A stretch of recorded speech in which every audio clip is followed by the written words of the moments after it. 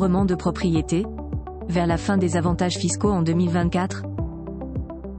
Cette proposition au projet de loi des finances de 2024 devrait supprimer la soustraction de la dette restituée lors d'un démembrement de propriété. Par ailleurs, celle-ci a obtenu l'avis favorable du gouvernement. Ces explications vous aideront à mieux comprendre ce système. Comment fonctionne cette opération ?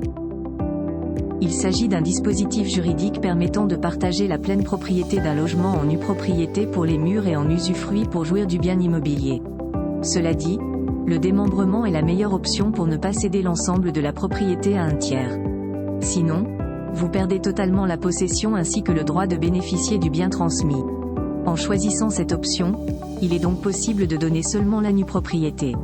Si cette opération est plutôt ancienne, aujourd'hui elle suscite davantage les intérêts des investisseurs.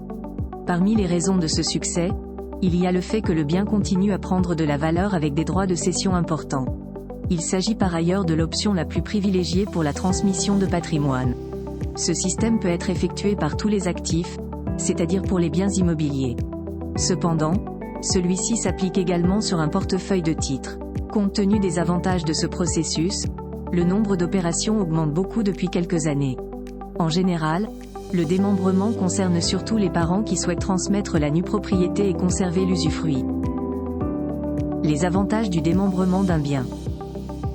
En général, cette opération intervient lorsqu'une personne envisage de céder le bien à ses enfants, toutefois celui-ci souhaite continuer à percevoir les revenus locatifs. À ce moment, il est beaucoup plus intéressant de procéder à la transmission de la nue propriété et de maintenir le droit en usufruit qui est valable pendant une durée déterminée. Dans ce cas, le possesseur garde l'occupation de l'immobilier au cas où il y habite. Lorsque le bien est en location, celui-ci conserve les revenus. Le démembrement permet également de profiter de certains avantages fiscaux. En effet, l'individu qui cède la nue propriété et qui garde l'usufruit bénéficie de la non-imposition de ce droit au moment de la donation. Cela signifie que la taxation concerne uniquement la nue propriété, celle qui est transmise réellement.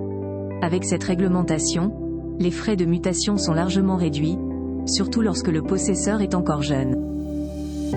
Quel est donc cet amendement des sénateurs ? Nous venons d'évoquer précédemment les privilèges fiscaux relatifs au démembrement de propriété pour les donateurs. Pourtant, la proposition de loi du Sénat prévoit de limiter les avantages fiscaux liés à ce processus. En effet, celle-ci vise principalement à proscrire la déduction de la dette de restitution issue des opérations de démembrement.